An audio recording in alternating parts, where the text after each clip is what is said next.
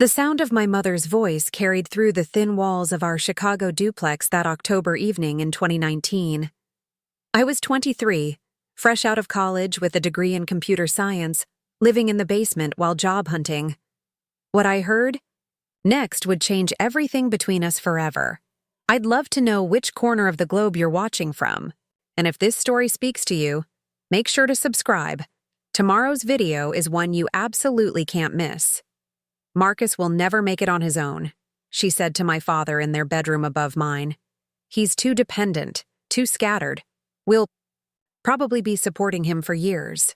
My father's response was even worse. "At least Sarah has her act together. Marcus, though, he'll always need our help with something." I sat there in the dark, my laptop screen casting blue light across my face, feeling like I'd been punched in the gut. This was my own family talking about me like I was some kind of charity case.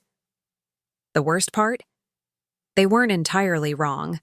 I had been leaning on them financially since graduation, struggling to find work in my field, asking for help with everything from car repairs to grocery. Money, but something shifted in me that night.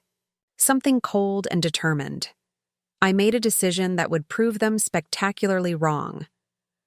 The morning after overhearing that conversation, I woke up with a clarity I'd never experienced before. The sting of their words had crystallized into something useful, pure motivation. I didn't storm upstairs to confront them or slam doors like some teenager. Instead, I did something that would have surprised them even more.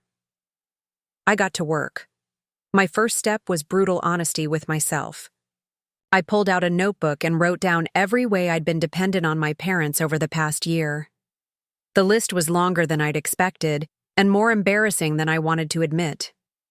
Monthly rent help, car insurance payments, phone bill, groceries, when money ran low, even laundry detergent and toiletries. They'd been subsidizing my adult life to the tune of nearly $800 a month. But the financial dependence was just the surface level. I realized I'd been emotionally dependent too, calling my mother whenever I faced any minor crisis, asking my father for advice on decisions I should have been making myself. I'd become a 30-year-old child, and they'd enabled it just as much as I'd allowed it. The job search had been half-hearted up until that point. I'd been sending out resumes sporadically, mostly to positions that seemed comfortable rather than challenging. I'd been treating unemployment like an extended vacation rather than the crisis it actually was. That changed immediately. I restructured my entire approach to finding work. Instead of sleeping until 10 and casually browsing job boards over coffee, I started treating job hunting like a full-time job itself. Up at 6 a.m., shower, dressed professionally even though I was sitting in my basement. I created spreadsheets tracking every application, follow-up email, and networking contact. I set daily quotas for applications and stuck to them religiously. The breakthrough came through an unlikely source. While researching companies in the Chicago tech scene, I discovered that many small businesses were struggling with basic digital infrastructure. They needed websites, database management, automated systems for inventory and customer relations, but couldn't afford big consulting firms. Instead of waiting for someone to offer me a traditional entry-level position, I decided to create my own opportunities. I reached out to local restaurants, small retail stores, and service businesses, offering to audit their digital presence for free. Most ignored me, but a few were curious enough to say yes. The first business that took me up on the offer was Romano's, a family-owned Italian restaurant that had been operating the same way since 1987. Tony Romano, the second-generation owner, was drowning in paper receipts, maintaining customer information on index cards, and relying entirely on word-of-mouth marketing because he'd never figured out social media. I spent 3 days at Romano's, observing their operations and identifying inefficiencies. Their ordering system was chaos. Their inventory management was guesswork, and they were losing customers because people couldn't find them online or place takeout orders easily. I presented Tony with a comprehensive report and a proposal. I would build them a complete digital infrastructure, a professional website with online ordering, a customer database system, automated inventory tracking, and a social media strategy. In exchange, he would pay me $3,000 and serve as a reference for future clients. Tony was skeptical at first. He'd been burned by a web designer years earlier who'd taken his money and delivered a barely functional website that he'd never updated. But I made him an offer he couldn't refuse. I would build everything first, and he would only pay me after seeing results. I worked 18-hour days for 2 weeks straight. I learned new programming languages on the fly, watched hundreds of hours of tutorials, and called in favors from college classmates when I hit technical roadblocks. I built Romano's not just a website, but an entire digital ecosystem that transformed how they operated. The results were immediate and dramatic. Online orders increased their daily revenue by 40% within the first month. The automated inventory system prevented them from running out of popular items and reduced food waste significantly. Their social media presence attracted a younger demographic they'd never reached before. Tony was so impressed that he paid me $4,000 instead of $3,000, and more importantly, he started recommending me to other business owners in his network. Word spread quickly in the tight-knit community of small business owners on Chicago's North Side. My second client was Patricia Chen, who owned a boutique fitness studio. She'd been losing members to larger gyms with sleek apps and online booking systems. I built her a custom platform that allowed members to book classes, track their progress, and receive personalized workout recommendations based on their attendance, patterns, and fitness goals. Patricia's member retention rate improved by 60% after implementing the system, and she was able to increase membership prices because she was now offering a premium digital experience that rivaled much larger competitors. By December 2019, just 2 months after overhearing my parents' conversation, I had 5 regular clients and was earning more money than any entry-level tech job would have paid me. But more importantly, I was learning skills that no traditional employment could have taught me. I was dealing directly with business owners, understanding their real-world problems, and developing solutions that had immediate, measurable impact.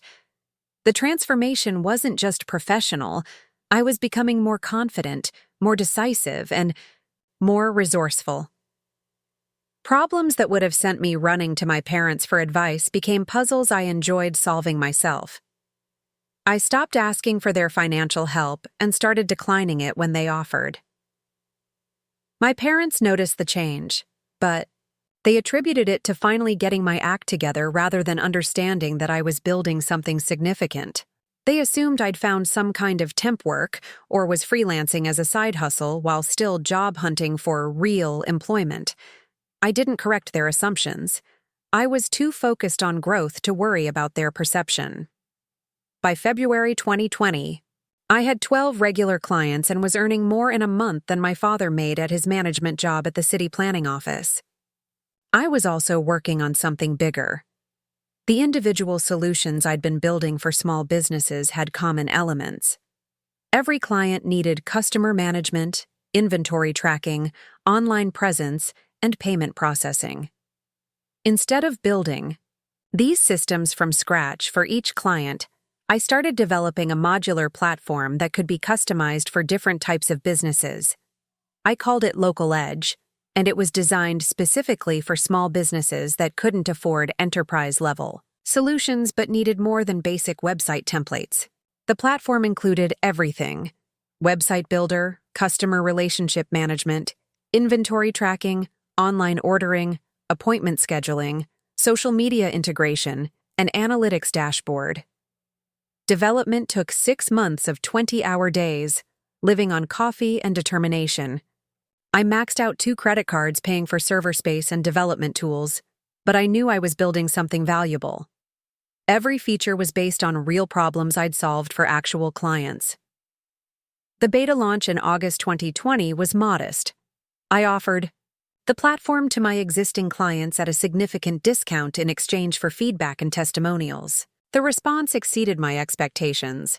Not only did they love the integrated approach, but they started referring other business owners who wanted similar solutions. Word spread organically through business networks, trade associations, and local chambers of commerce. Small business owners talked to each other, and they all had the same problems I was solving. By the end of 2020, Local Edge had 47 paying subscribers and a waiting list of potential clients. The subscription model was brilliant for cash flow. Instead of getting paid once for building a custom solution, I was earning recurring monthly revenue from each client. As the user base grew, I was able to add new features and improvements that benefited everyone on the platform. But success brought new challenges. Customer support requests were coming in faster than I could handle alone. Server costs were increasing with usage. I needed to hire help, but I'd never managed employees before.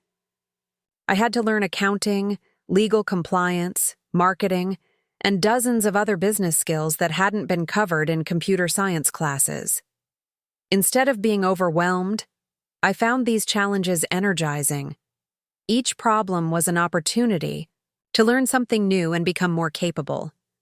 I read business books voraciously, attended online seminars, and connected with other entrepreneurs through local networking groups. By early 2021, I'd hired 2 part-time developers and a customer service representative. Local Edge was serving over 100 small businesses across the Midwest, and monthly revenue had reached 6 figures. I'd moved out of my parents' basement into a downtown Chicago apartment and was considering office space for the growing team. The irony wasn't lost on me. 2 years earlier, my parents had been worried about supporting me indefinitely. Now I was employing other people and contributing more to the local economy than most traditional jobs ever would have allowed me to do. But the real transformation was personal. I'd discovered capabilities I never knew I had and developed confidence that came from solving real problems for real people. I wasn't just making money, I was creating value and building something meaningful. The phone calls from family members started around this time, though I didn't recognize the pattern initially. My cousin Jennifer called asking for advice about starting her own photography business. My uncle Robert wanted help understanding social media marketing for his consulting practice. My sister Sarah, who my parents had always held up as the responsible one, asked if I could look at her resume because she was struggling to advance in her corporate job. I helped them all gladly, sharing what I'd learned and offering specific advice based on my experience. But I began to notice that the same family, members who had once viewed me as the one who needed help, were now regularly reaching out for my expertise and guidance. A lot of love and effort went into bringing this story to life. If you're enjoying it, we'd be so grateful if you'd subscribe to our channel. Now, back to where we left off. The shift was subtle at first, but it was accelerating as my success became more obvious and their own challenges became more pressing. The first major family crisis happened in March 2021, and it came from the person I least expected. My father, David Thompson. He'd worked for the Chicago Department of Urban Planning for 18 years, climbing from junior analyst to senior project manager. He'd always been the stable one, the voice of reason, the family member everyone else turned to when they needed practical advice. His call came on a Tuesday evening while I was reviewing code for a new feature rollout. His voice sounded strained in a way I'd never heard before. "Marcus, I need to ask you something, and I need you to keep this between us for now." The city was implementing a massive digital transformation initiative, moving decades of paper records into cloud-based systems. The project had been assigned to David's department, but the external consulting firm they'd hired was 3 months behind schedule and had delivered systems that barely functioned. The mayor's office was demanding results. The budget was hemorrhaging money, and David's job was on the line. "I've been watching what you've built with your business," he said. "The way you understand both the technical side and how real organizations actually work. I think you might be able to help us salvage this mess." The irony hit me immediately. This was the same man who'd told my mother I'd always need their help, now asking for mine in his moment of professional crisis. But there was no satisfaction in it, only concern for him and recognition of how much trust he was placing in me. I spent the next day at City Hall, reviewing the failed system and interviewing frustrated employees who'd been promised efficiency improvements, but received barely. Functional software that made their jobs harder instead of easier. The consulting firm had built something technically impressive, but completely divorced from how city employees actually worked. The core problem was familiar from my small business clients, just at a larger scale. The consultants had focused on features and technology instead of understanding workflow and user experience. They'd created a system that looked good in presentations but failed in daily practice. I proposed a complete overhaul using a phased approach that would allow city employees to continue working while we gradually migrated their processes to new systems. Instead of forcing everyone to adapt to rigid software, I designed flexible workflows that could accommodate the reality of government operations. The project took 4 months of intense collaboration with city employees, but the results vindicated David's faith in me. Processing times for building permits decreased by 70%. Interdepartmental communication improved dramatically. Citizens could track their requests online instead of making phone calls and waiting on hold. The mayor's office was so impressed that they offered me a contract to consult on the city's broader technology initiatives. David's reputation was not only saved, but enhanced, and he received a promotion to department director 6 months later. But more importantly for our family dynamic, David started calling me regularly for advice on technology decisions, strategic planning, and even career moves. The conversations were completely different from our previous relationship. Instead of him dispensing wisdom to his struggling son, we were peers collaborating on complex problems. My mother, Linda, was next. Her crisis emerged slowly through a series of phone calls that summer. She'd been working as a nurse at Northwestern Memorial Hospital for 15 years, but healthcare was changing rapidly. Electronic health records, telemedicine, automated systems, and digital patient monitoring were transforming every aspect of medical care.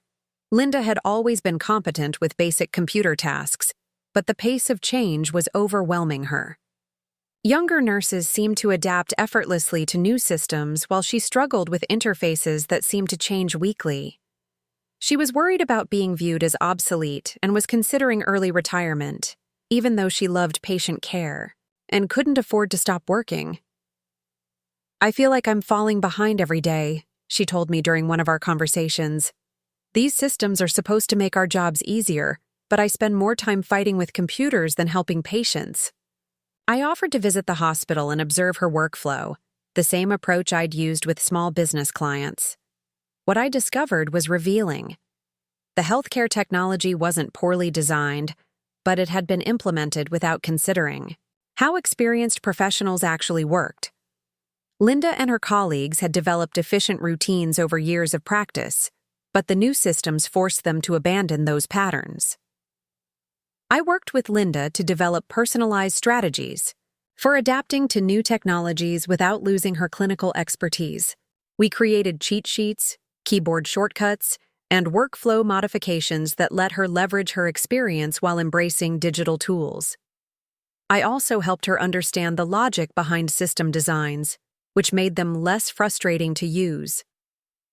The transformation was remarkable. Within 2 months, Linda had become one of the most proficient nurses on her floor with the electronic systems. Her confidence returned, and she started mentoring other experienced nurses who were struggling with similar challenges. The hospital administration noticed her improvement and asked her to help with training programs for technology adoption. Our relationship evolved dramatically through this process. Linda began calling me not just for technology questions, but for career advice, workplace politics, and strategic thinking about her professional future. She started viewing me as a business consultant rather than her son who needed guidance. My sister Sarah's situation was more complex and took longer to unfold. She'd always been the family success story, the the one my parents pointed to when they worried about my direction. She'd graduated with honors from Northwestern, landed a good job at a Fortune 500 consulting firm, and steadily climbed the corporate ladder for 5 years. But by late 2021, Sarah was hitting walls she couldn't navigate alone. Her company was restructuring, and several of her mentors had been laid off. The projects she was assigned were becoming more strategic and technology-focused, requiring skills she hadn't developed in her traditional MBA track. She was watching younger colleagues with technical backgrounds get promoted past her.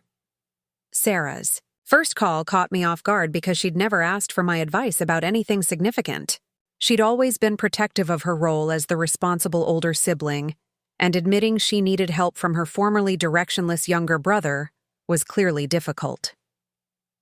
"I need to understand how technology is changing business strategy," she said. "The partners keep talking about digital transformation and data analytics like everyone should know what they mean, but I feel lost in these conversations." I spent several weekends with Sarah, essentially providing her with a crash course in business technology. We covered everything from cloud computing and data analysis to artificial intelligence and automation, but more importantly, I helped her understand how to position herself as a bridge between technical teams and executive leadership. Sarah was brilliant at understanding client needs and managing complex projects, skills that became more valuable when combined with technical literacy. She didn't need to become a programmer, but she needed to speak the language well enough to translate between technical and business teams. The investment paid off quickly. Sarah landed a major promotion to senior manager, specifically because she could lead digital transformation projects that other consultants couldn't handle. She started specializing in helping traditional companies adopt new technologies, becoming one of the firm's go-to experts for these high-value engagements. Our relationship shifted completely. Sarah began calling me weekly to discuss client challenges, run ideas past me, and get technical perspectives on business problems. She also started referring consulting opportunities to me when her firm couldn't handle the technical implementation aspects of projects. By the end of 2021, the pattern was unmistakable. Every member of my immediate family was regularly calling me for advice, support, and expertise. The same people who'd once worried about supporting me indefinitely were now depending on me in ways they never had before. But the most surprising development came from extended family members who'd heard about my success through family gatherings and social media updates. My cousin Jennifer, who ran a small photography studio, called asking for help with online marketing and client management systems. My uncle Robert, who'd been struggling with his independent consulting practice, wanted advice on digital tools and business development strategies. Even my grandmother, Margaret, who was 82 and had never owned a computer, asked me to help her understand online banking and video calling so she could stay connected with family members during the pandemic. Teaching her to use technology was one of the most rewarding experiences I'd had, and it strengthened our relationship in unexpected ways. The requests kept expanding beyond my immediate expertise. Family members started asking for career advice, financial planning guidance, and even relationship counseling. They seemed to view my business success as evidence that I'd figured out fundamental life skills they were struggling with. My cousin David, who'd been unemployed for 6 months, called, asking for help with job searching strategies and interview preparation. My Aunt Patricia, who was going through a difficult divorce, wanted advice on financial independence and starting over professionally at age 45. I found myself becoming the family's unofficial life coach and business advisor, roles that felt surreal given how they'd viewed me just 2 years earlier. But I embraced these responsibilities because helping family members succeed felt more meaningful than any business achievement. The transformation wasn't just about phone calls and advice. Family dynamics at gatherings changed completely. Instead of polite questions about when I'd find real employment, conversations centered around my business insights and predictions about technology trends. Relatives who'd once offered me job leads were now asking if I could help their employers with digital transformation projects. Christmas dinner 2021 was a perfect example of how completely our family dynamics had shifted. Instead of my parents worrying about my future, they were proudly explaining local edge to relatives and sharing stories about how I'd helped with their work challenges. Sarah spent most of the evening discussing a client project with me, treating me as a peer consultant rather than her little brother.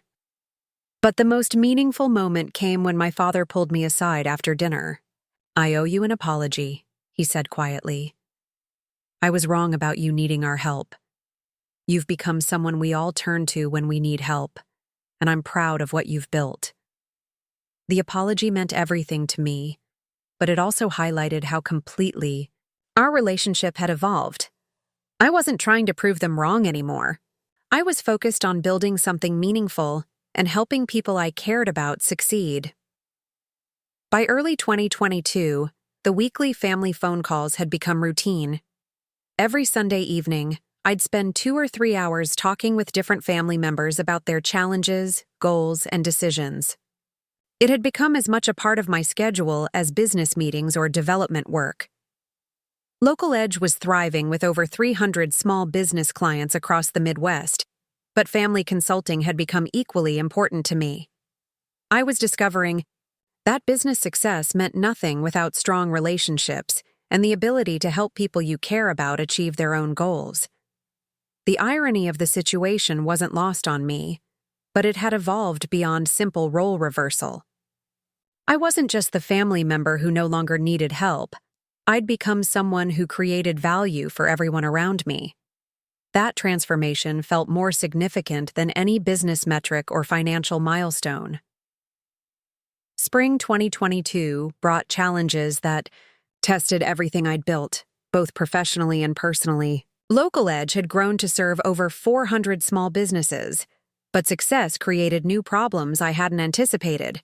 Server costs were escalating faster than revenue growth, customer support demands were overwhelming my small team, and several larger competitors had launched similar platforms with significant venture capital backing. The stress was affecting my health and relationships.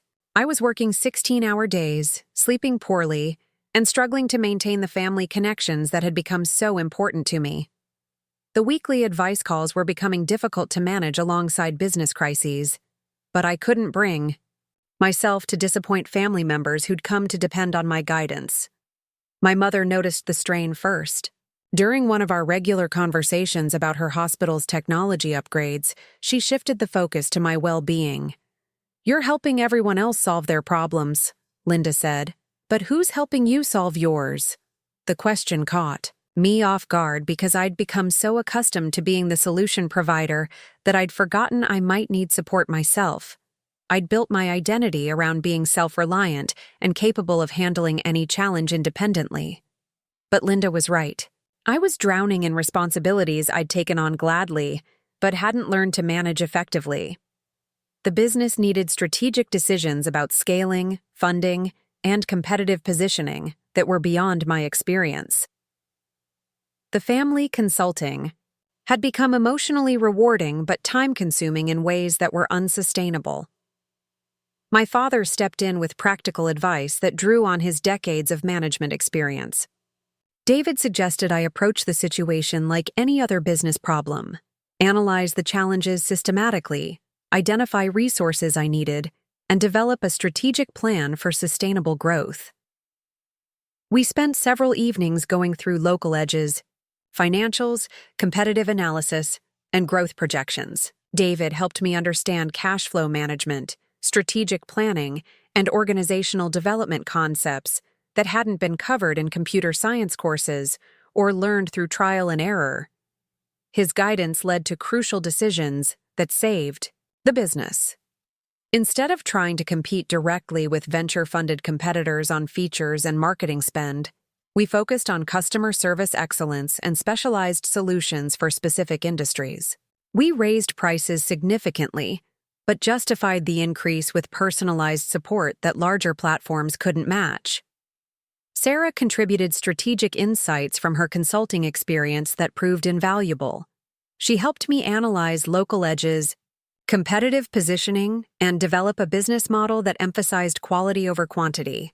Her recommendation to focus on mid-sized businesses rather than the smallest mom-and-pop operations opened up new revenue opportunities while reducing support complexity. But Sarah's most important contribution was helping me understand when to ask for professional help. She connected me with her network of business advisors, lawyers, and accountants who specialized in growing technology companies. I'd been handling everything myself out of habit and pride, but Sarah showed me that successful entrepreneurs built teams of experts rather than trying to master every discipline personally. The family support system that had evolved over the previous year became crucial during this crisis period. Instead of just providing advice to family members, I was receiving sophisticated professional guidance that drew on their combined decades of experience in business, healthcare, and technology. My uncle Robert, who'd built his own consulting practice with my earlier help, offered perspective on managing client relationships during difficult transitions. My cousin Jennifer shared lessons from scaling her photography business, particularly around maintaining quality while growing rapidly.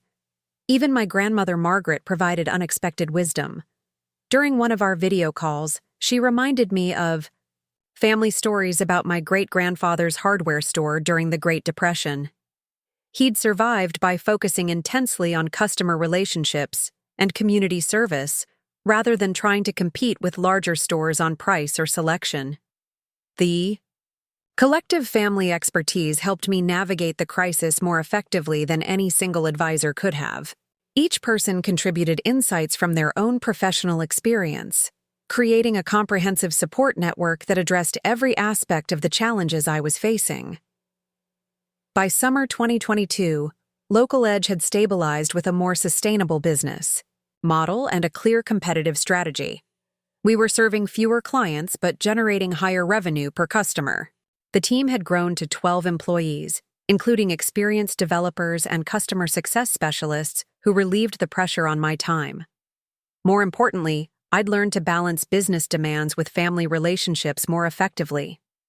Instead of trying to be available for every crisis, I established regular office hours for family consulting and encouraged relatives to work with each other when their challenges overlapped. The family dynamic continued evolving in unexpected directions.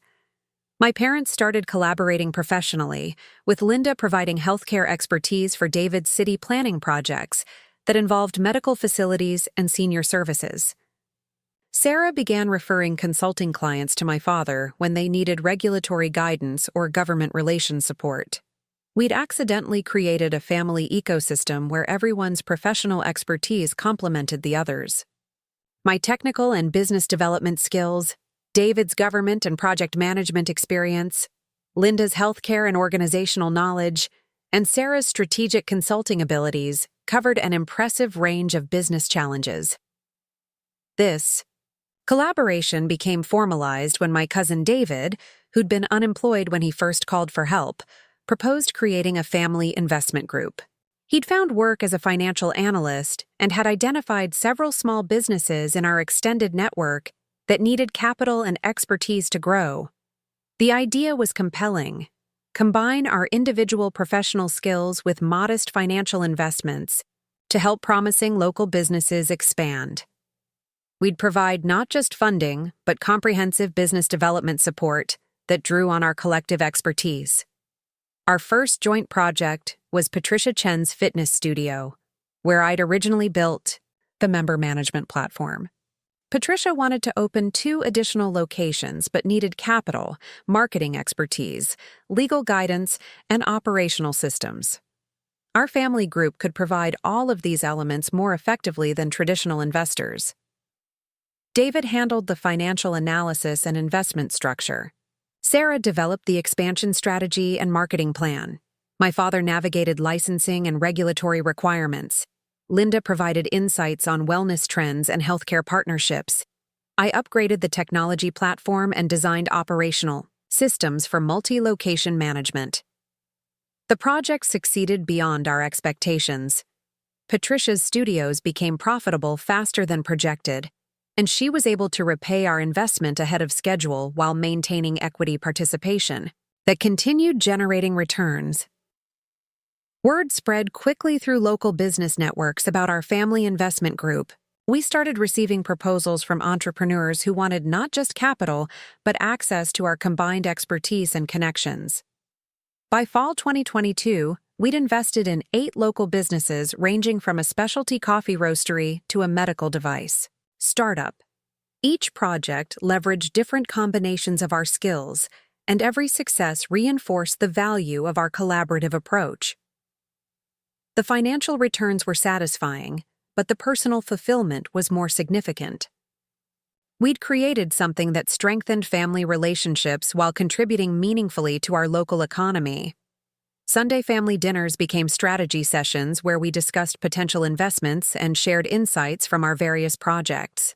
My grandmother became an unexpected participant in these discussions. Her decades of life experience provided a valuable perspective on business fundamentals and market cycles that complemented our professional expertise. She also contributed capital from her savings, becoming an active investor in several of our projects. The transformation was complete in ways I couldn't have imagined when I'd overheard that conversation 3 years earlier. Not only had I proven my parents wrong about needing their help, but I'd created a situation where our entire family was mutually supporting each other's success. Local Edge continued growing steadily, reaching 600 clients by the end of 2022. But the business had become just one part of a larger family enterprise that was creating value across multiple industries and communities. The weekly phone calls had evolved into family board meetings where we discussed investments, shared market intelligence, and coordinated professional activities. Instead of relatives calling for individual advice, we were operating as an integrated team that could tackle complex business challenges collectively. Christmas 2022 marked the 3rd anniversary of overhearing my parents' doubts about my independence. The contrast with that earlier conversation was striking. Instead of worrying about supporting me, my family was collaborating on business ventures that were generating significant returns for everyone involved. My father's toast that evening captured the transformation perfectly. 3 years ago, we were concerned about Marcus finding his direction. Today, he's helping all of us find new directions we never knew were possible. But the most meaningful change wasn't financial or professional success. It was the depth of relationships that had developed through working together on shared goals. Family gatherings were energizing rather than obligatory because we were genuinely excited about what we were building together. The phone calls continued, but they'd evolved from one-way advice sessions into collaborative problem-solving conversations. When family members called now, it was usually to share opportunities, propose partnerships, or invite input on decisions rather than asking for help with crises. Looking back, I realized that proving my parents wrong had been the initial motivation, but it wasn't what sustained me through the difficult periods of building something meaningful. The real drive came from discovering that success was more fulfilling when it created opportunities for people I cared about to succeed as well. The conversation I'd overheard in October 2019 had been devastating at the time, but it had also been the catalyst for changes that benefited everyone in my family. Sometimes the worst thing you can hear about yourself becomes the starting point for becoming the person you never knew you could be. By early 2023, the question wasn't whether I needed my family's help anymore. The question was how we could continue, building something together that none of us could have achieved alone. That felt like a much better problem to solve. The weekly calls kept coming, but now they were the highlight of my week rather than obligations I managed around business demands. We'd created something that proved family relationships could be both personally meaningful and professionally valuable when everyone was committed to each other's success. That little basement apartment where I'd heard my parents' doubts seemed like a lifetime ago, but I still remembered the lesson it had taught me. Sometimes the people who love you most can underestimate your potential in ways that accidentally become the motivation you need to exceed even your own expectations. 3.5 years later, none of us could have predicted where that motivation would lead. but we were all grateful for the journey and excited about where it might take us next. January 2023 brought an unexpected opportunity that would test everything our family had built together. A major healthcare corporation approached our investment group about acquiring one of our portfolio companies, MedTech Solutions, the medical device startup we'd backed 8 months earlier. The offer was substantial, $12 million for a company we'd invested $300,000 in. But the acquisition came with conditions that created moral and strategic dilemmas none of us had anticipated. The corporation wanted to relocate operations to their Texas headquarters, which would eliminate 43 local jobs, and they planned to discontinue the community health programs that had been central to MedTech's mission. Dr. Amanda Rodriguez, MedTech's founder, was torn between financial security for herself and her early investors versus preserving the social impact that had motivated her to start the company.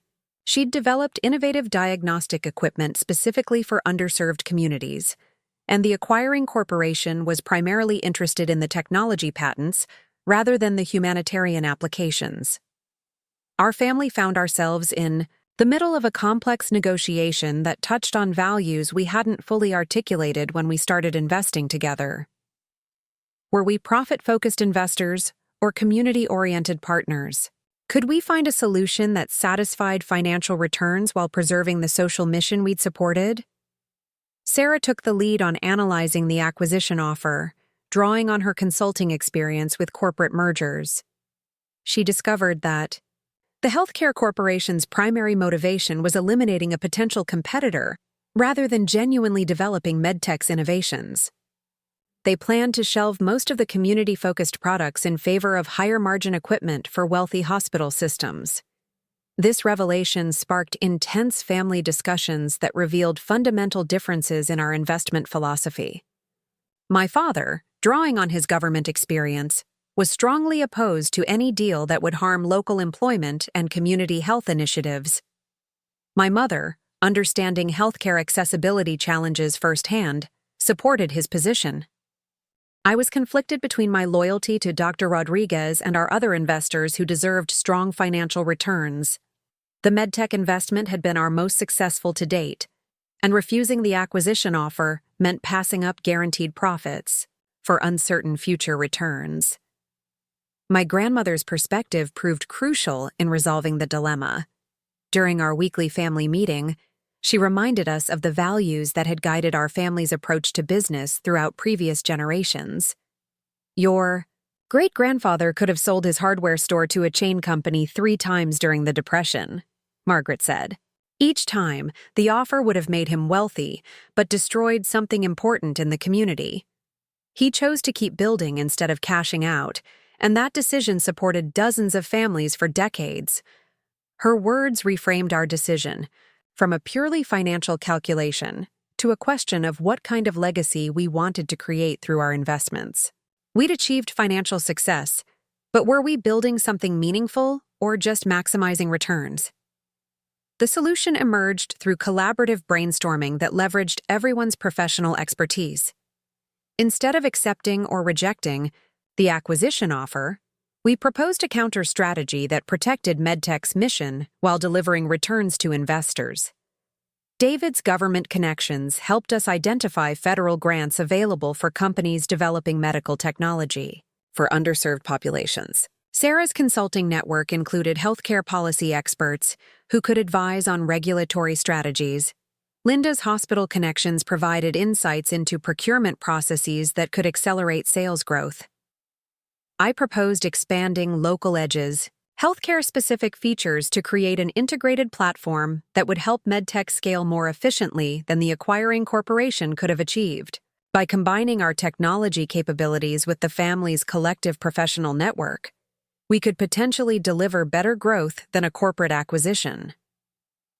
The comprehensive counter-proposal we presented to Dr. Rodriguez included new funding to expand operations, government contracts for community health programs, strategic partnerships with hospital systems, and technology integrations that would accelerate market penetration.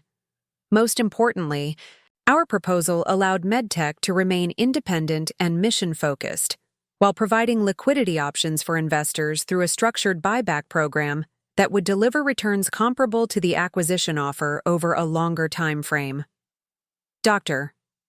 Rodriguez accepted our proposal enthusiastically, and the next 18 months proved the strategy's effectiveness. MedTech's revenue tripled through the government contracts David had secured. The technology integration with Local Edge opened new market segments we hadn't anticipated. The company hired 67 additional employees and expanded their community health programs to serve 3 additional cities. By mid-2024, MedTech had become profitable enough to begin the investor buyback program while maintaining full control over their mission and operations. Our family group received returns that exceeded the original acquisition offer, while preserving the social impact that had motivated our investment.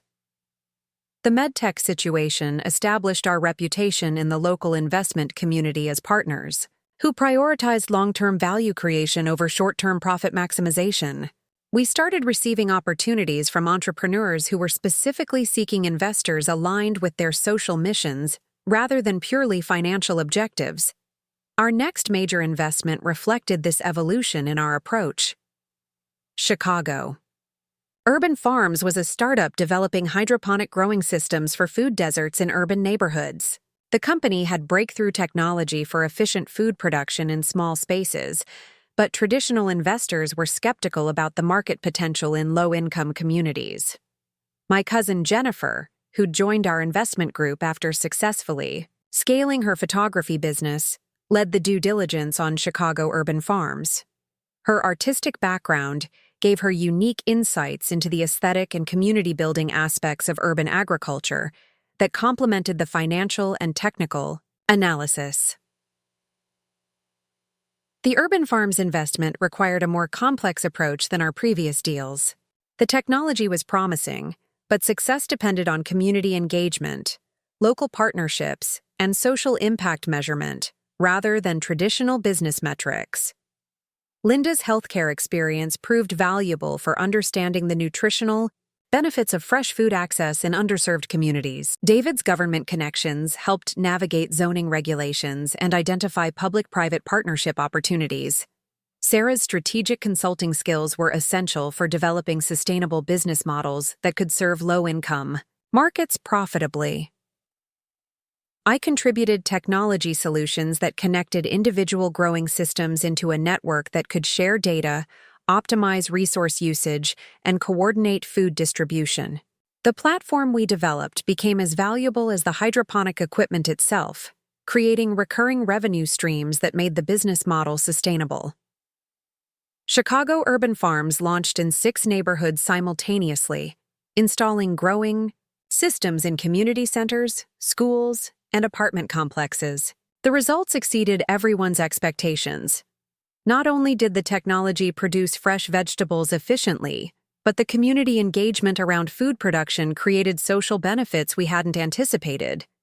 Neighborhoods with urban farms installations reported decreased crime rates, increased property values, and stronger community organization around shared projects.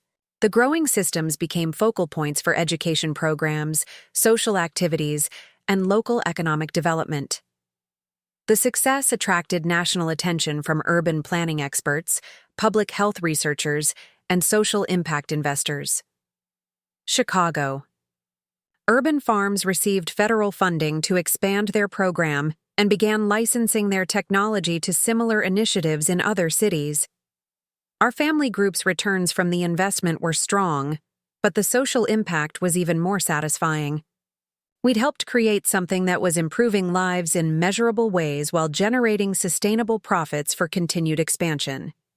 By late 2024, our investment portfolio included 12 companies representing a diverse range of industries and social missions. Each investment reflected our evolved approach of seeking opportunities where financial returns aligned with community benefit and long-term value creation. The weekly family calls had evolved into formal board meetings for what we'd incorporated as Thompson Family Ventures. We'd established clear investment criteria, decision-making processes, and impact measurement systems that guided our activities while preserving the collaborative spirit that had made us successful. My parents' roles in the venture fund reflected their professional evolution as well. David had been promoted to deputy planning director for the city and was increasingly involved in economic development initiatives that aligned with our investment activities. Linda had become the head nurse for digital innovation at her hospital and was consulting with other healthcare systems about technology adoption strategies. Sarah had left her consulting firm to start her own practice, specializing in social impact strategy for mission-driven businesses. Half of her clients were companies from our investment portfolio, while the other half were referred by our network of entrepreneurs and impact investors. I had stepped back from day-to-day operations at Local Edge to focus on Thompson Family Ventures and strategic technology development. The platform had grown to serve over 1,000 small businesses and had become profitable enough to operate independently while funding my involvement in family investments. The transformation from that basement apartment conversation was complete, in ways that none of us could have imagined. Instead of worrying about my dependence on family support, we were all depending on each other's expertise to create something larger than any of us could have built individually. The phone calls that had started as requests for help had evolved into strategic partnerships that were changing how we thought about family, business, and community responsibility. Every conversation now involved sharing opportunities, coordinating activities, and building toward shared goals that benefited everyone involved. Christmas 2024 marked 5 years since I'd overheard my parents' doubts about my future. The contrast was remarkable not just in terms of financial success, but in the depth of relationships and sense of purpose we'd created together. Instead of individual achievements, we were celebrating collective impact. Thompson Family Ventures had created over 400 jobs in local communities, supported dozens of entrepreneurs, and generated millions of dollars in economic activity while addressing social challenges ranging from healthcare access to food security. The most satisfying aspect wasn't the financial returns or recognition we'd received, but the knowledge that we'd built something sustainable that would continue creating value long after any of us were directly involved. My father's reflection during that Christmas dinner captured what we'd accomplished. 5 years ago, we were worried about Marcus finding his place in the world. Instead, he helped all of us find a way to improve the world while building something meaningful together. But perhaps the most telling measure of our transformation was that no one in the family was making those weekly calls asking for help anymore.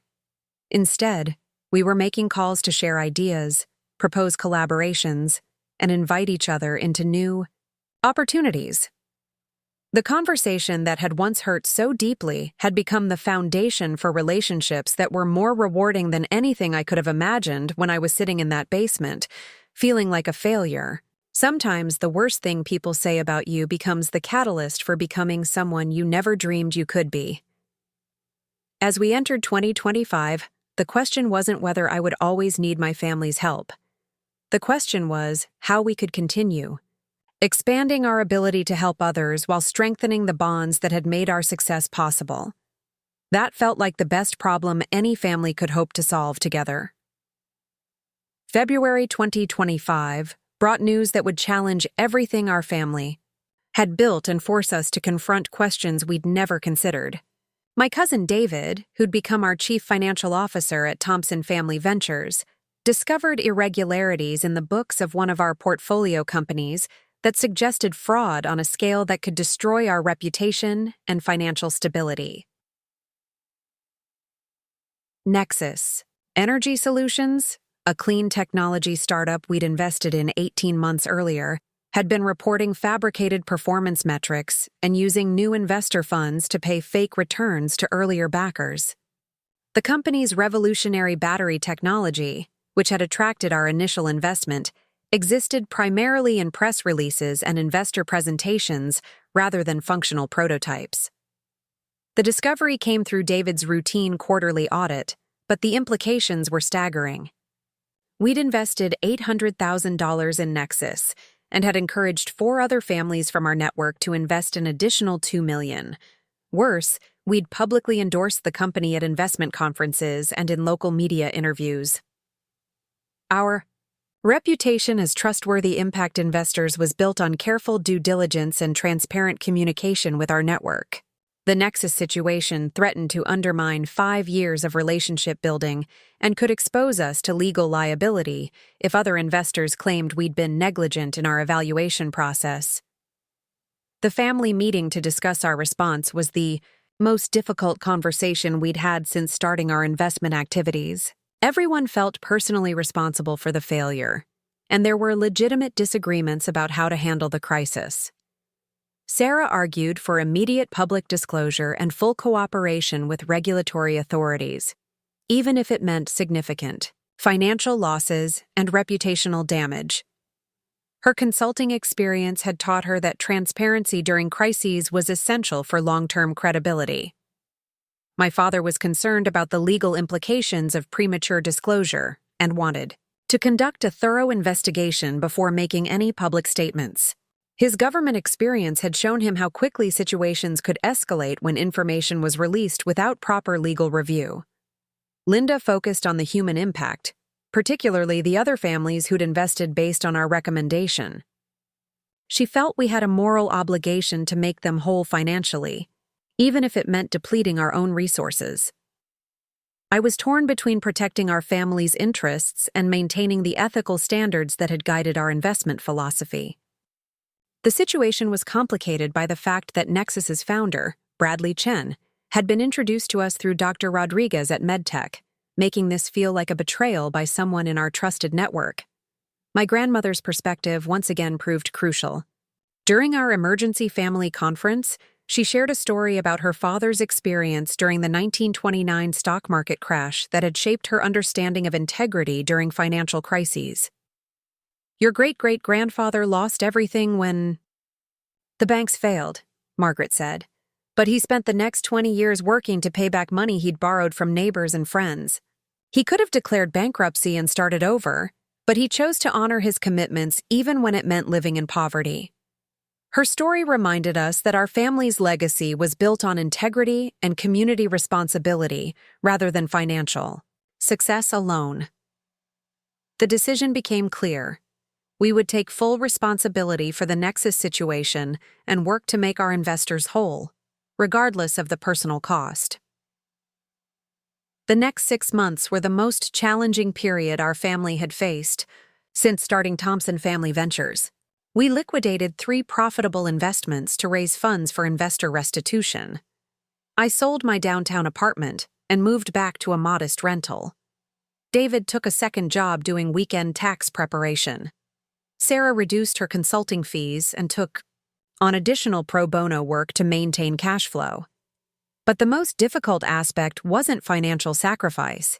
It was rebuilding trust with investors, entrepreneurs, and community partners who'd believed in our judgment. Every conversation required explaining not just what had happened with Nexus, but how we planned to prevent similar failures in the future.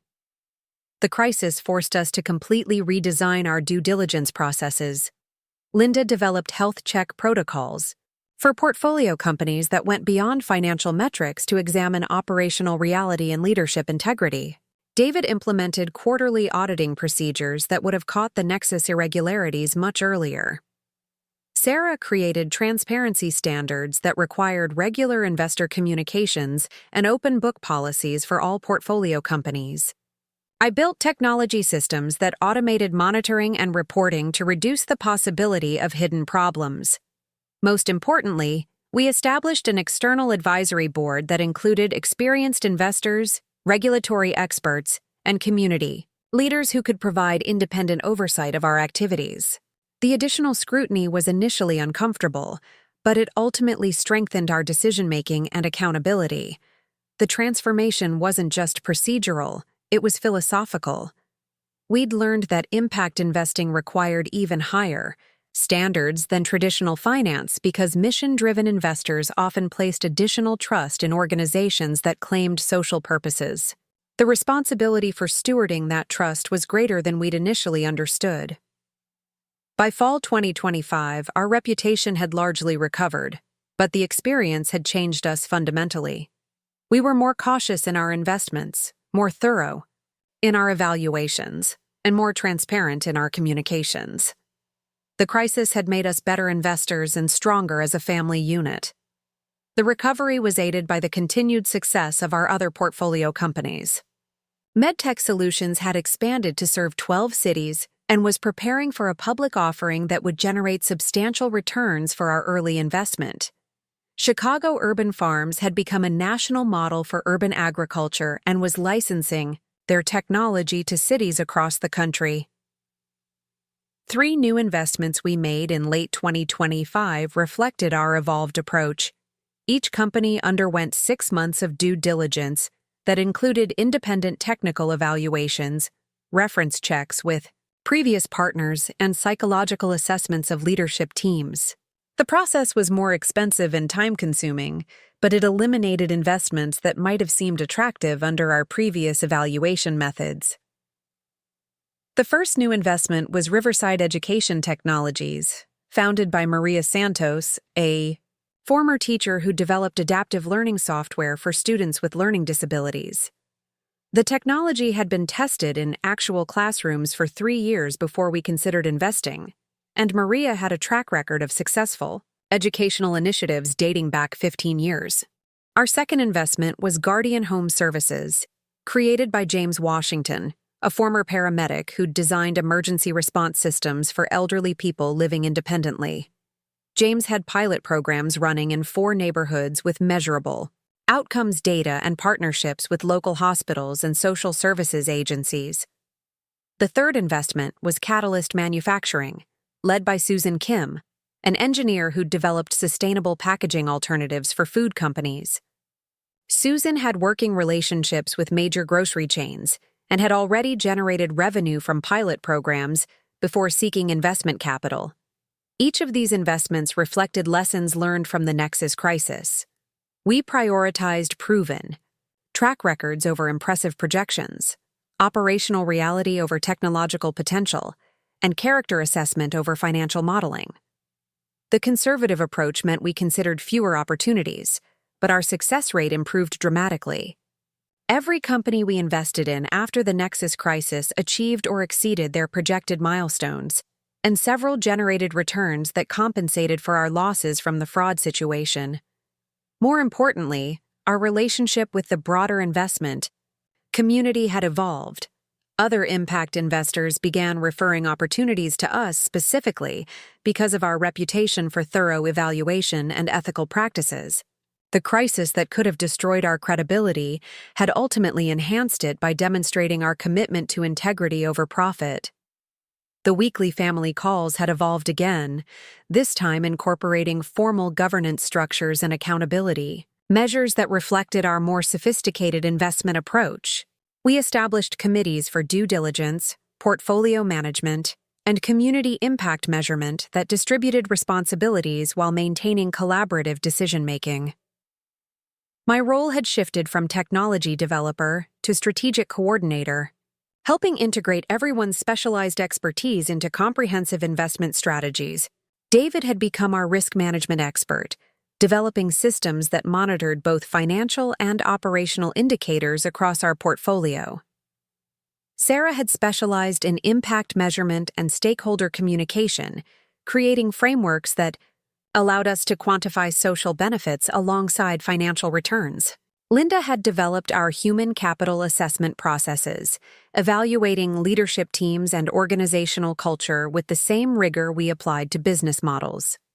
My parents' professional evolution had accelerated as well. David had been appointed as the city's Director of Economic Development and was leading initiatives that attracted sustainable businesses to Chicago. His position created synergies with our investment activities while maintaining appropriate ethical boundaries. Linda had become the Regional Director for Healthcare Innovation and was consulting with hospitals across the Midwest about technology, adoption, and patient care improvements. Her expertise was increasingly valuable for evaluating healthcare-related investments in our portfolio. By Christmas 2025, 6 years after the conversation that had started everything, our family had achieved something unprecedented. We'd built a sustainable investment platform that was generating strong financial returns while creating measurable social impact across multiple communities. But more significantly, we'd navigated a major crisis that could have destroyed everything. We'd built and emerged stronger and more capable than before. The Nexus situation had tested our commitment to the values that guided our approach to family and business, and we'd chosen integrity over convenience. The phone calls that had once been about individual problems and advice seeking had evolved into strategic coordination of a complex enterprise that was creating value for dozens of entrepreneurs, hundreds of employees, and thousands of community members. My father's reflection during that Christmas dinner captured the transformation. 6 years ago, we worried that Marcus would always need our help. Today, our help has become something that serves our entire community while strengthening our family bonds. The conversation I'd overheard in that basement apartment had set in motion changes that none of us could have anticipated. What started as hurt feelings and determination to prove my independence had evolved into a collaborative enterprise that was larger and more meaningful than anything any of us could have achieved individually. As we look toward 2026, the question wasn't whether our family members would keep calling each other for help. The question was how we could continue expanding our capacity to help others while building something that would outlast all of us and continue creating positive impact for generations. The weekly calls were no longer about individual needs or crises. They were about coordinating our shared mission to demonstrate that business success and social responsibility could be mutually reinforcing when guided by strong family values and genuine commitment to community improvement. That felt like the ultimate proof that my parents had been wrong about my future needs for help. We'd created something where everyone's success contributed to everyone else's success, and where helping others had become the foundation for our own prosperity and fulfillment. March 2026 brought an opportunity that would test our family's commitment to our principles in ways we'd never anticipated. The mayor of Detroit reached out to David with a proposal that could transform our regional investment approach into a national model. But accepting it would require relocating our entire operation and potentially compromising the community connections that had made us successful. Detroit was launching a comprehensive urban renewal initiative focused on attracting impact investors to revitalize neighborhoods that had been abandoned during the automotive industry's decline.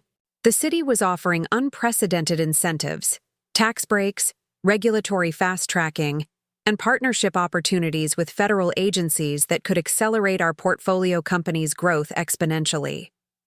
The proposal was compelling from every business perspective. Detroit's lower costs would stretch our investment capital further. The city's desperation for economic development meant fewer regulatory obstacles and more cooperative government partnerships.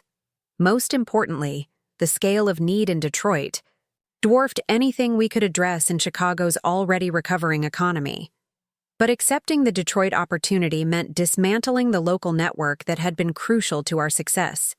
Our portfolio companies were integrated into Chicago's business ecosystem through supplier relationships, customer bases, and community connections that couldn't be easily replicated elsewhere. The decision sparked the most intense family debate we'd had since the Nexus crisis. But this time, the disagreement wasn't about ethics or values. It was about vision and strategy for our future impact.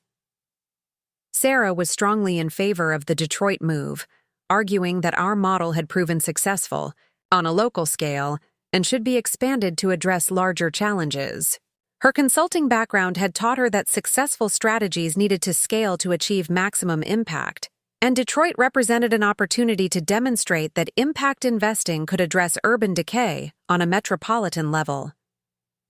My father was conflicted between his professional excitement about the urban planning challenges Detroit presented and his concern about abandoning the Chicago relationships that had supported our success.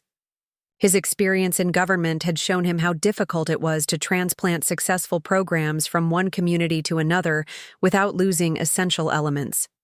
Linda was opposed to the move primarily because of the human cost to our existing portfolio companies and the Chicago entrepreneurs who depended on our ongoing support. Her healthcare background had taught her that relationships and continuity were often more important than resources when it came to sustainable outcomes. I was fascinated by the technical challenges Detroit would present, but worried about our family's ability to maintain the collaborative culture that had made us effective while managing a much larger and more complex operation. My cousin David supported the Detroit expansion, but proposed a different approach. Instead of relocating entirely, we should establish a second fund that could operate independently while maintaining our Chicago base. This would allow us to test our model's scalability without abandoning existing commitments. Jennifer suggested an even more creative solution: partner with Detroit-based impact investors who could provide local knowledge and relationships while we contributed capital and proven strategies. This approach would expand our impact without requiring physical relocation or abandoning our Chicago network. My grandmother's perspective was characteristically direct and helped clarify our thinking. "You've spent 6 years learning how to be useful to your community," she said during our family meeting. "The question isn't whether you can be more useful somewhere else, it's whether you can be useful in more places without becoming less useful where you started." Her insight reframed the Detroit opportunity from an either-or decision to a strategic challenge about sustainable growth. We began exploring ways to expand our impact without compromising the local relationships that had been fundamental to our success. The solution we developed was more complex than simple relocation, but ultimately more aligned with our values and capabilities. We created Thompson Family Ventures, Detroit as a separate fund with dedicated capital and local partnerships, while maintaining our Chicago operations and portfolio. The Detroit Fund was structured as a collaboration with 3 established Detroit impact investors who provided local expertise and community connections. Our family contributed capital, proven due diligence processes, and strategic guidance, while our Detroit partners managed day-to-day operations and community engagement. This approach allowed us to test our model's scalability while learning from investors who understood Detroit's unique challenges and opportunities. It also preserved our Chicago portfolio and relationships while expanding our capacity to create impact in a community with greater need. The first Detroit investment opportunity came through our partners' network. Renewal Construction, founded by Marcus Williams, a former automotive worker who developed innovative techniques for renovating abandoned buildings using sustainable materials and employing previously incarcerated individuals.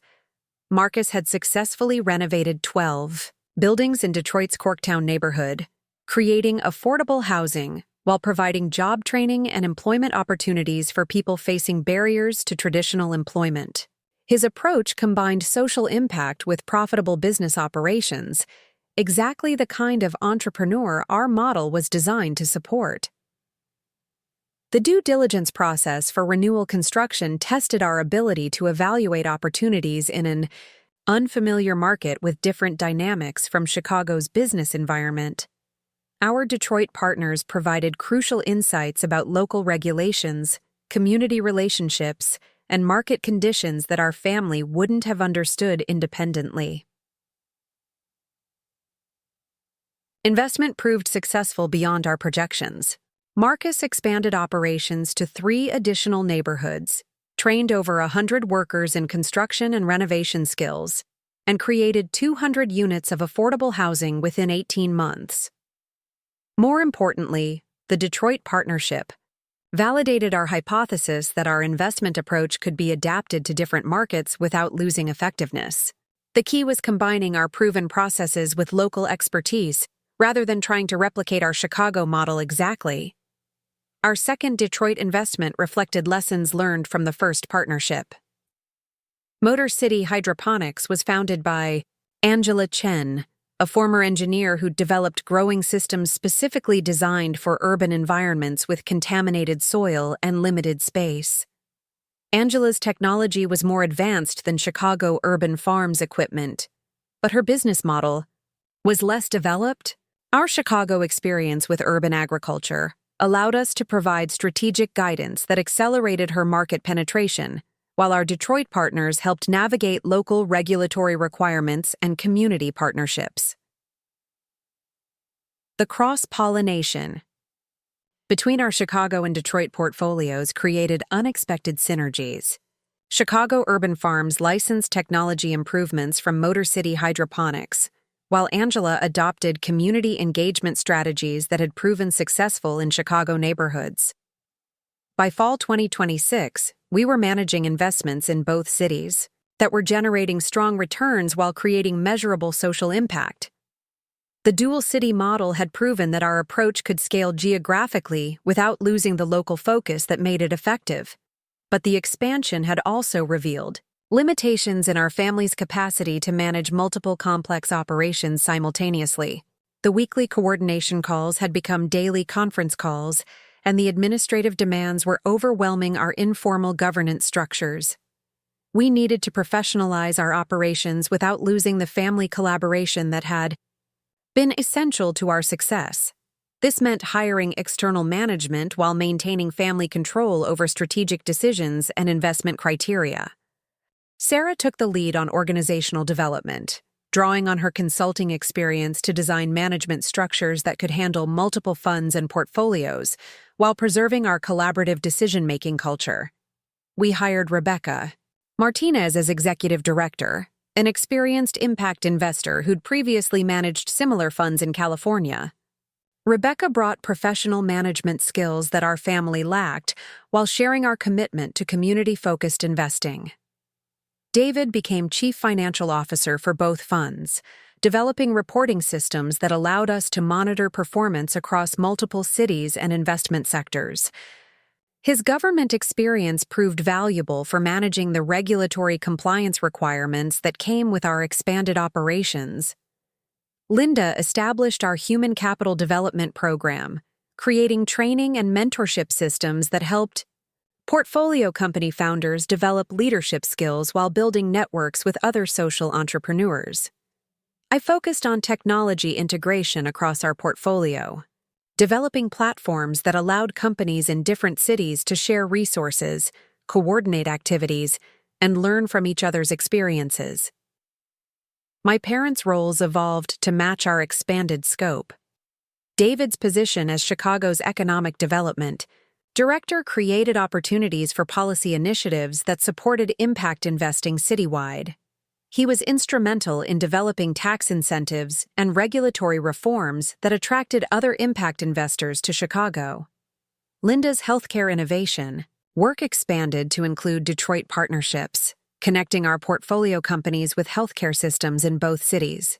Her expertise became valuable for evaluating health-related investments and measuring community health outcomes from our social impact initiatives. By Christmas 2026, 7 years after the conversation that started everything, our family had achieved something none of us could have imagined.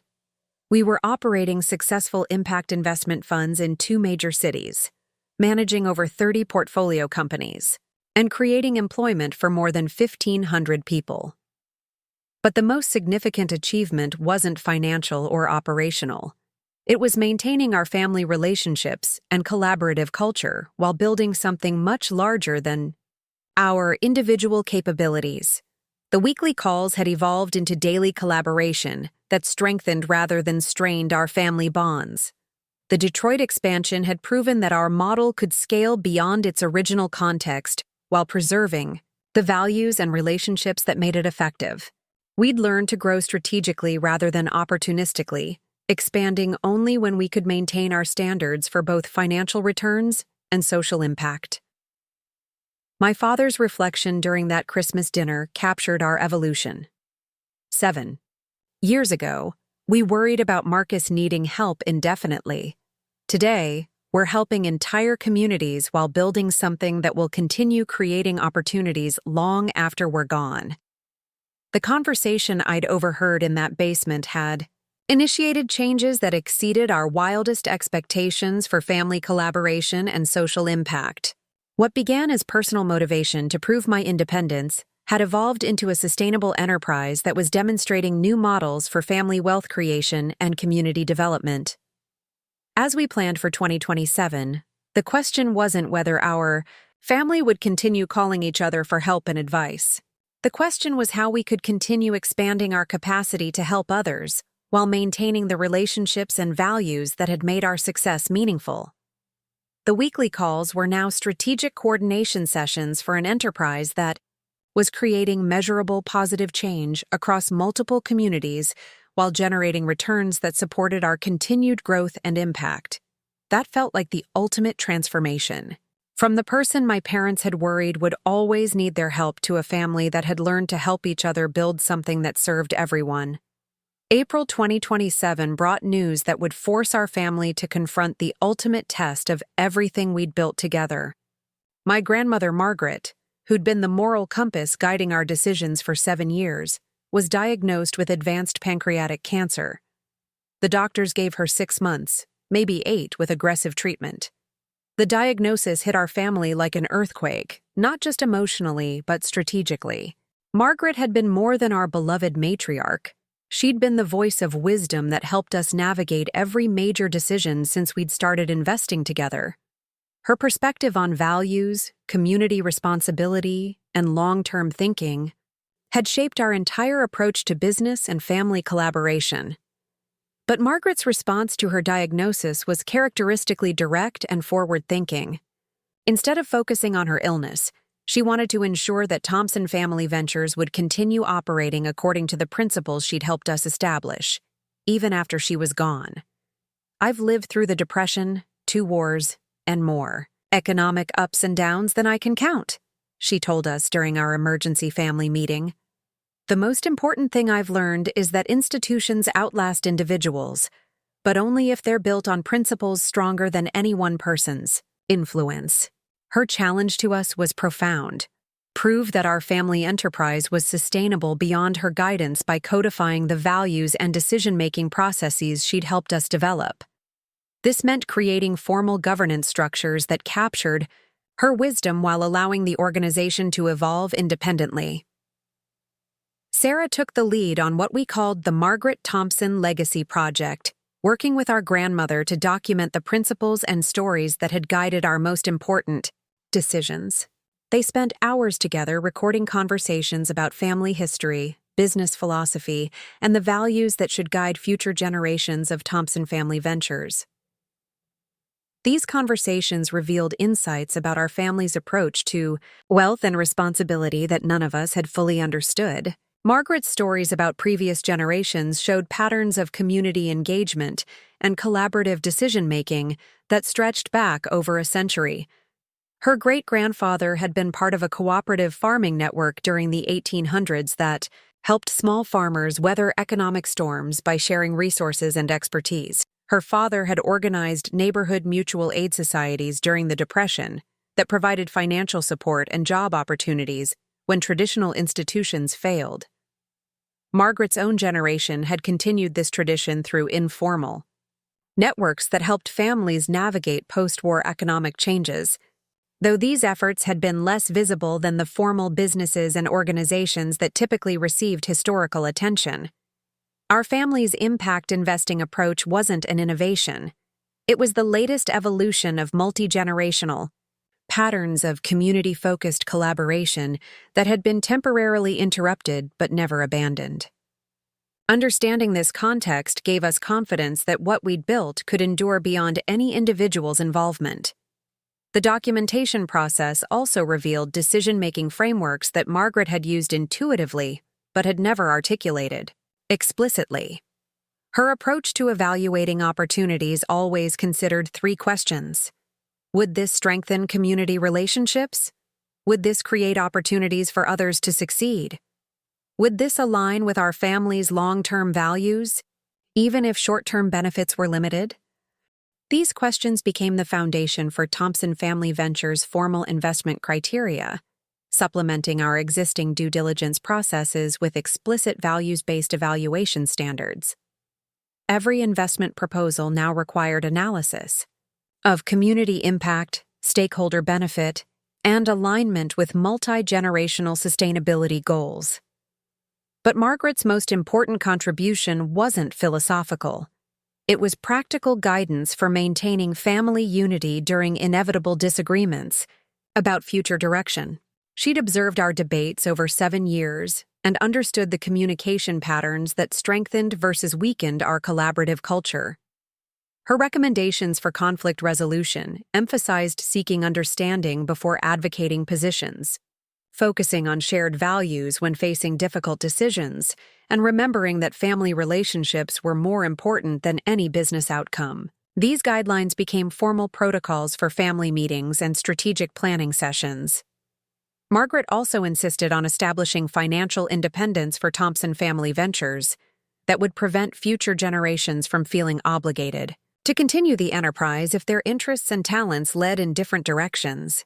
We created an endowment structure that could sustain operations and existing commitments while allowing family members to pursue other opportunities without guilt or financial pressure. The endowment was funded through profits from our successful investments and additional contributions from family members who wanted to ensure the organization's sustainability. By summer 2027, we'd established a financial foundation that could support Thompson Family Ventures indefinitely, regardless of family involvement levels. Margaret's final months were spent mentoring our newest team members and portfolio company founders, sharing the wisdom she'd accumulated through decades of community engagement and business observation.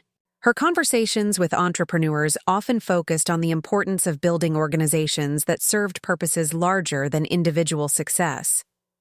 One of her last major contributions was identifying our next expansion opportunity. Margaret had maintained correspondence with community leaders across the Midwest throughout her life, and several had approached her about bringing our impact investing model to their regions. The most compelling opportunity came from Milwaukee, where a coalition of community organizations was seeking investors to support a comprehensive neighborhood revitalization initiative. The project involved coordinating investments across housing, education, healthcare, and small business development to address systemic challenges that individual interventions couldn't solve. Margaret's connections in Milwaukee provided the community relationships we'd need to operate effectively, while the comprehensive scope of the initiative offered opportunities to test our model's effectiveness at addressing multiple interconnected challenges simultaneously. The Milwaukee expansion became Margaret's final strategic initiative. She helped design the partnership structure, identify key community leaders, and establish evaluation criteria for measuring comprehensive neighborhood improvement rather than individual project success. But Margaret's most significant legacy wasn't any specific business decision. It was the family culture she'd helped create that prioritized collaboration, community service, and long-term thinking over individual achievement or short-term profits. Margaret passed away in October 2027, surrounded by family and confident that Thompson Family Ventures would continue operating according to the principles she'd helped establish. Her funeral became a celebration of community impact that demonstrated the breadth of relationships our family had built through 8 years of collaborative investing. The service was attended by dozens of entrepreneurs from our portfolio companies, community leaders from Chicago and Detroit, city officials who'd worked with our father, healthcare professionals who'd collaborated with our mother, and neighbors whose lives had been improved by our investments. But the most meaningful tribute came from the next generation. My sister Sarah's daughter Emma, now 16, gave a speech about her great-grandmother's influence on her own thinking about career and community responsibility. Emma had grown up attending family meetings and observing our investment activities, and she'd absorbed values that would guide her own future contributions to the family enterprise. Margaret's death marked the end of an era for our family, but it also confirmed that we'd successfully created something larger than any individual's involvement. Thompson Family Ventures continued operations without missing deadlines or postponing commitments, demonstrating that our governance structures and team capabilities were truly sustainable. The Milwaukee expansion proceeded as Margaret had planned. with our family providing capital and strategic guidance while local partners managed community engagement and day-to-day operations. The comprehensive approach proved even more effective than our single-sector investments, creating synergies between housing, education, and business development that accelerated neighborhood improvement. Within 6 months of launching the Milwaukee initiative, property values had increased 20%, school test scores had improved measurably, and 37 new businesses had opened in the target neighborhoods. More importantly, community organization and civic engagement had strengthened in ways that suggested the improvements would be sustainable long-term. The success validated Margaret's vision for comprehensive community development and established a model that other cities began requesting. By the end of 2027, we were fielding inquiries from community leaders in Cleveland, Indianapolis, and St. Louis about adapting our approach to their specific challenges. But we'd learned from Margaret's wisdom about sustainable growth. Instead of accepting every opportunity, we established criteria for expansion that prioritized depth over breadth, ensuring we could maintain quality relationships and effective oversight in each market before adding new locations. Our Christmas gathering in 2027 was bittersweet, our first without Margaret's physical presence, but enriched by the awareness that her influence continued shaping our decisions and relationships. The family enterprise she'd helped guide had become a living memorial to her values and vision. My father's toast that evening honored Margaret's legacy while acknowledging our responsibility to continue building on the foundation she'd helped create. Margaret taught us that the best way to honor previous generations is to create opportunities for future generations. Tonight, we're not just celebrating what we've built together. We're committing to ensure it continues serving others long after we're gone. The weekly family calls continued, but they'd evolved to include formal recognition of Margaret's ongoing influence through regular discussion of how proposed decisions aligned with the principles she'd helped establish. Her voice remained part of our conversations through the documented wisdom she'd shared and the decision-making frameworks she'd helped create. 8 years after the conversation that started everything, our family had achieved something unprecedented. We'd built a sustainable enterprise that was creating measurable positive change across multiple communities while maintaining the relationships and values that made our collaboration meaningful. The phone calls that had once focused on individual problems and advice-seeking had evolved into strategic coordination of an organization that was demonstrating new models for family wealth creation, community development, and multi-generational collaboration. Margaret's legacy ensured that Thompson Family Ventures would continue operating according to principles that prioritized community benefit over individual gain, long-term sustainability over short-term profits, and collaborative decision-making over individual authority. As we prepared for 2028, the question wasn't whether our family would continue supporting each other through weekly calls and collaboration. The question was how we could honor Margaret's memory by expanding our capacity to serve others while maintaining the values and relationships she'd helped us develop. That felt like the ultimate transformation from a young man whose family worried he'd always need help to a family enterprise that was helping entire communities while preserving the wisdom and values of previous generations for future impact. January 2029 marked a decade since I'd overheard that conversation in my parents' basement, and the milestone prompted reflection on how completely our family's story had evolved. What began as personal motivation to prove my independence had transformed into something none of us could have imagined. A multi-generational enterprise that was reshaping how families could create wealth while serving their communities. Thompson Family Ventures now operated in 5 cities, managed over 60 portfolio companies, and had created employment for more than 3,000 people. But the numbers, impressive as they were, didn't capture the real transformation that had occurred in how our family understood success, responsibility, and legacy. The anniversary also coincided with a recognition that would validate everything. Margaret had taught us about building institutions that outlast their founders. The Aspen Institute invited our family to present our model at their annual conference on philanthropy and social entrepreneurship, acknowledging Thompson Family Ventures as a pioneering example of family impact investing. The invitation was both an honor and a challenge. Presenting our approach to an audience of established philanthropists and institutional investors meant articulating principles and practices we'd developed organically over a decade of trial, error, and collaborative learning.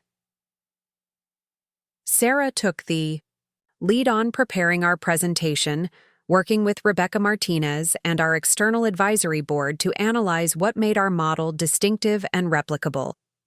The research process revealed patterns in our decision-making that we'd never fully recognized. Our most successful investments shared characteristics that went beyond traditional business metrics. Every thriving portfolio company had founders who prioritized community relationships alongside profit generation, business models that created value for multiple stakeholder groups, and organizational cultures that emphasized collaboration over competition. These patterns reflected values Margaret had helped us articulate, but they also suggested practical frameworks that other families could adapt to their own contexts and communities. Our approach wasn't dependent on unique circumstances or exceptional resources. It was based on principles and processes that could be applied wherever families were willing to prioritize long-term community benefit over short-term individual gain. The Aspen presentation became an opportunity to share not just our successes, but our failures and the lessons we'd learned from setbacks like the Nexus fraud and the challenges of scaling across multiple markets. The audience was particularly interested in our governance structures and conflict resolution processes, recognizing that family collaboration was often more difficult than raising capital or identifying investment opportunities. Our presentation emphasized that family impact investing required different skills than traditional finance or philanthropy. Success depended on developing trust-based relationships, maintaining long-term perspectives during short-term challenges, and balancing individual family member interests with collective goals. But the most important message we shared was that impact investing wasn't just about deploying capital, it was about developing family capabilities for creating value in ways that strengthened communities while building sustainable wealth for future generations. The response to our presentation exceeded our expectations. We received inquiries from over 40 families interested in adapting our model to their own circumstances and communities. Several established foundations requested consulting relationships to help them incorporate family collaboration principles into their grant-making processes. Most significantly, 3 families with substantial wealth but limited impact investing experience asked us to partner with them on developing regional funds that could serve communities across the Midwest and Southeast. These partnerships offered opportunities to scale our impact while maintaining the local focus that had been crucial to our success. The partnership discussions revealed how much our family's capabilities had evolved over the decade. We could now provide sophisticated analysis of market opportunities, proven due diligence processes, tested governance structures, and comprehensive support systems for portfolio companies. But our most valuable asset wasn't technical expertise. It was the relationships and reputation we'd built through consistent demonstration of our values. Community leaders, entrepreneurs, and other investors trusted Thompson Family Ventures because we'd proven our commitment to principles beyond profit maximization. The first major partnership we established was with the Harrison Family Foundation in Atlanta, which had significant resources but limited experience with direct investment in community development. Our collaboration created the Southeast Community Investment Fund, which applied our model to rural economic development across Georgia, Alabama, and Tennessee. The Southeast Fund's initial investments reflected lessons we'd learned about adapting our approach to different regional contexts. Rural communities had different needs and opportunities than urban neighborhoods, requiring modifications to our evaluation criteria and support systems. Our second partnership was with the Chen family, Trust in Minneapolis, which focused on immigrant entrepreneurship and economic integration.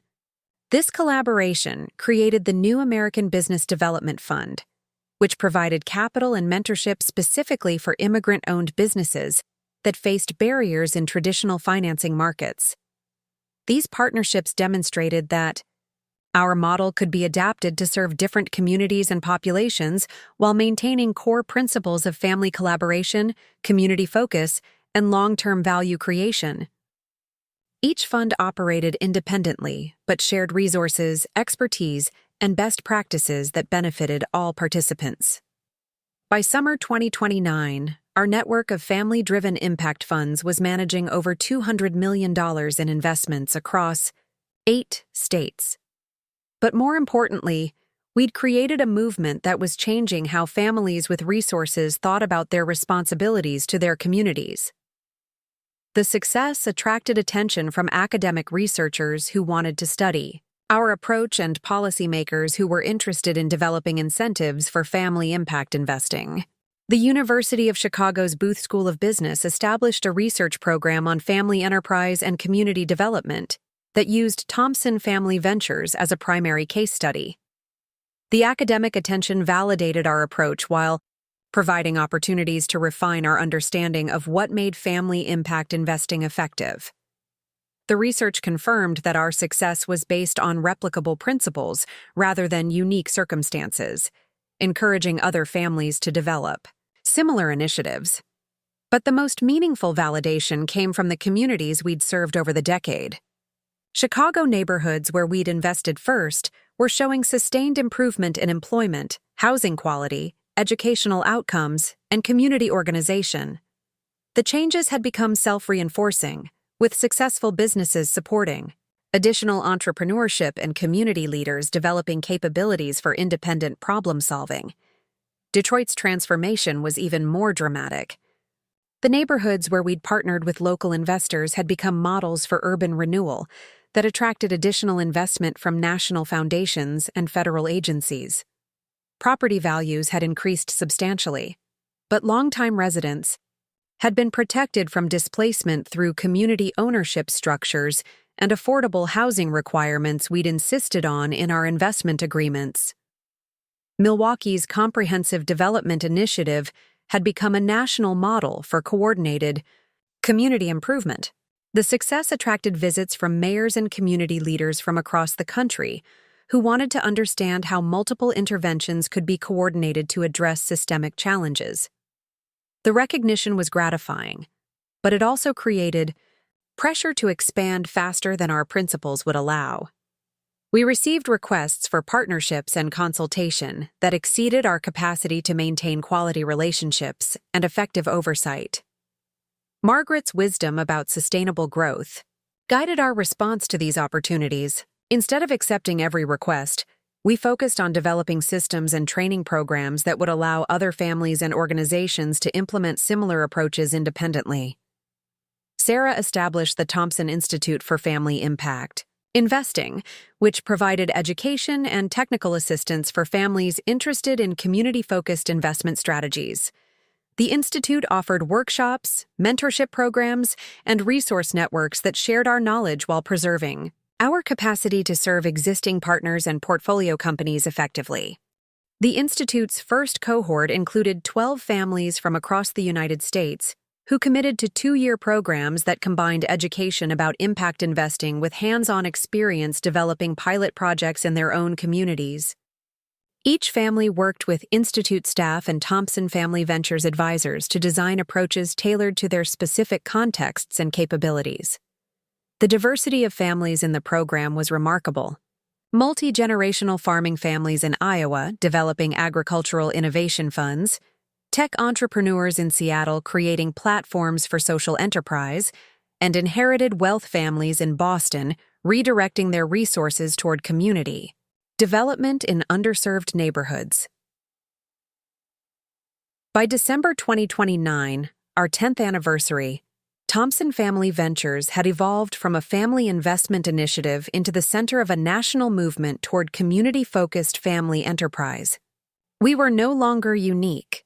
We were part of a growing network of families who understood that sustainable wealth creation required attention to community benefit and multi-generational thinking. The Christmas gathering that year included not just our immediate family, but representatives from partner families, institute participants, and portfolio company founders who'd become part of our extended community. The celebration honored Margaret's memory while acknowledging that her vision had grown beyond anything she could have imagined. My father's reflection during dinner captured the complete transformation our family had experienced.